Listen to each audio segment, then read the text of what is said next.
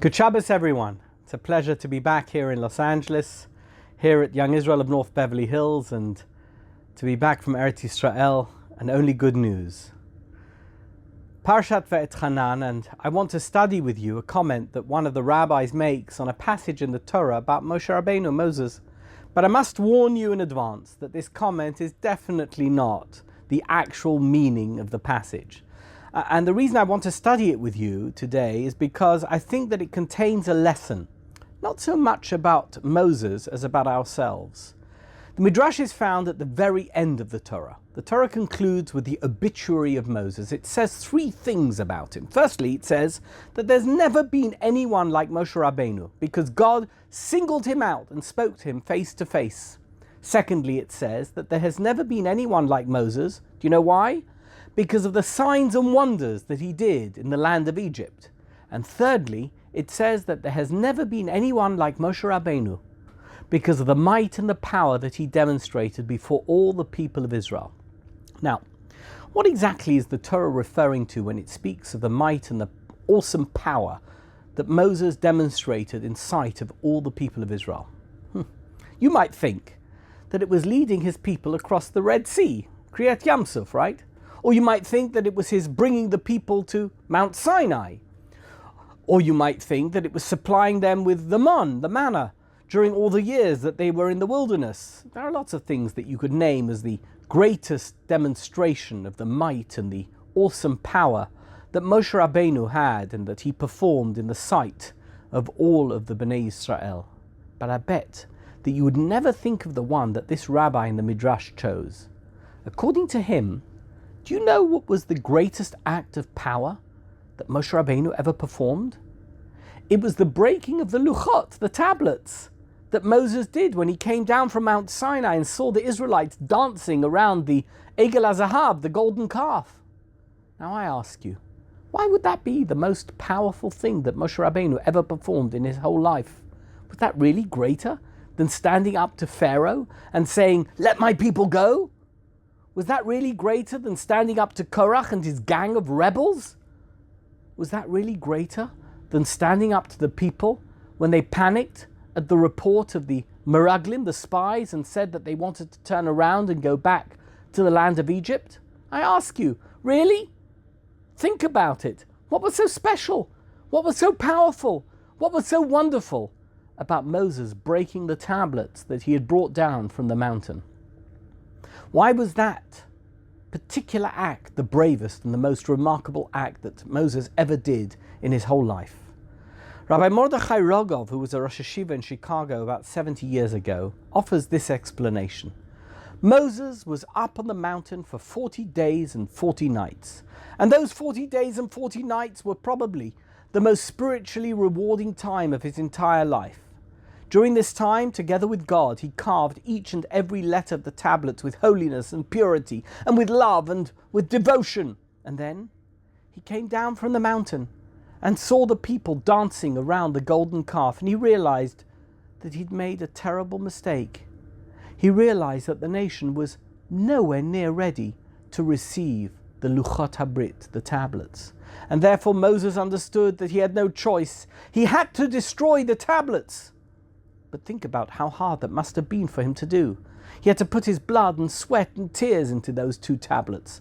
It was the crowning experience of his life. And now, to take what he had worked on so hard for so long and break it?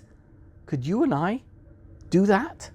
It was one thing to challenge Pharaoh. He did not make Pharaoh. He did not have a strong relationship with Pharaoh. Or to trust God and walk into the sea. Of course he trusted God. But to take these two tablets, to take them and break them, after putting his life and soul into them, who could do that? And yet Moses had the integrity to break the luchot, because it was the right thing to do. I'm not sure that this is the correct explanation of what was the greatest act in the life of Moses. In fact, if you really want to be technical, it was only the second set of tablets that Moses actually carved himself. But whether it is or not, let us take this insight seriously and let us apply it to our own lives. Have you ever invested an enormous amount of your time and your energy into a project and then realize that it was a terrible mistake and that you need to start all over again?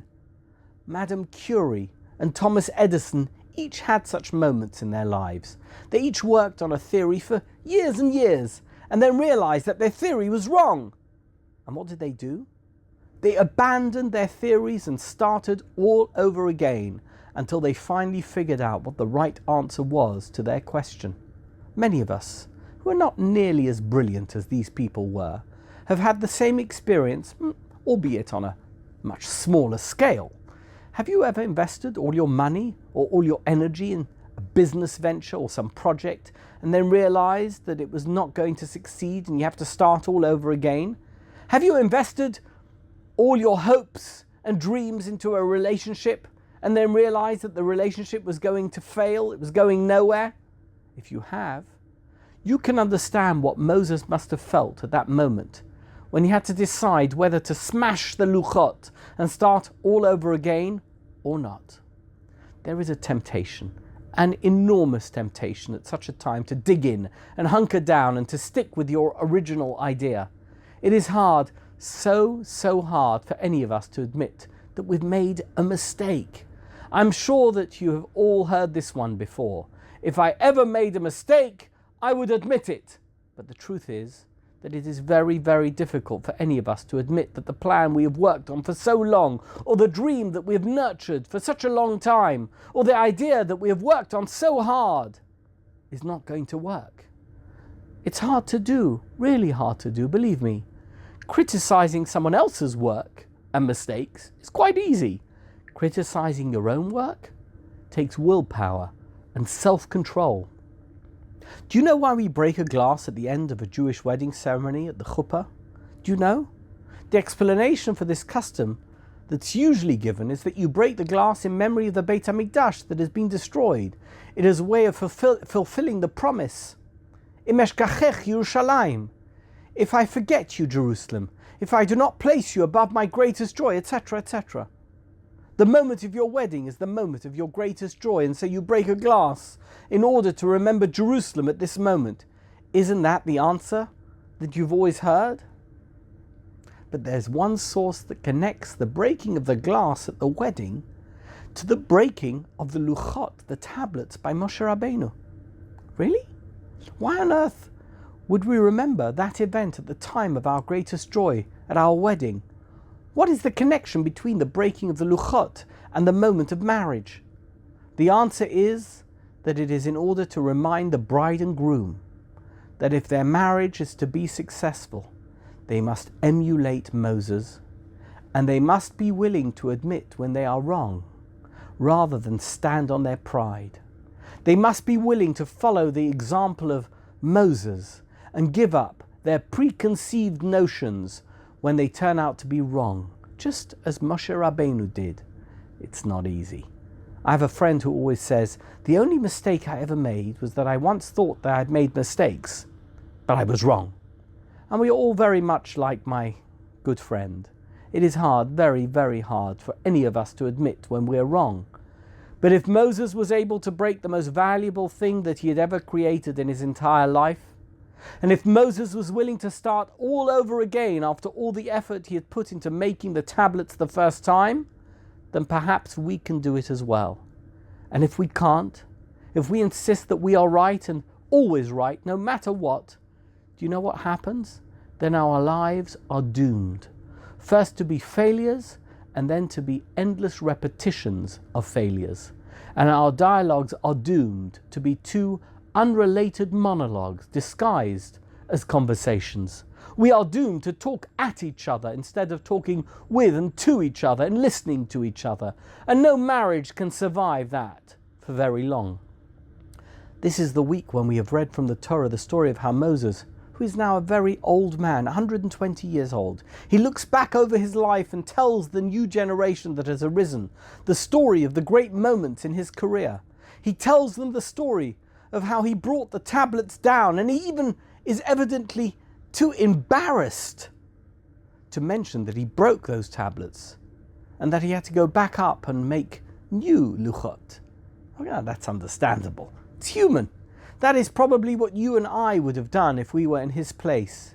if we were talking to our children or to our grandchildren, and if they asked us, "Grandpa, what were the major achievements of your life?"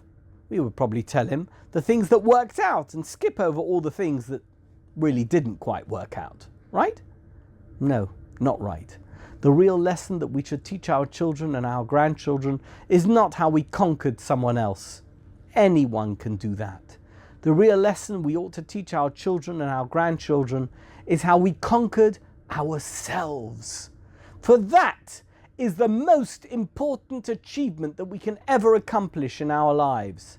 And that is the most important lesson that we can transmit to our children and to our grandchildren. And so, let this be the lesson that we take from Va'etchanan, and let this be the lesson that we put into practice all the days of our lives, to admit when we are wrong and to start over again whenever we have to. I wish you Shabbat Shalom. Thank you so much.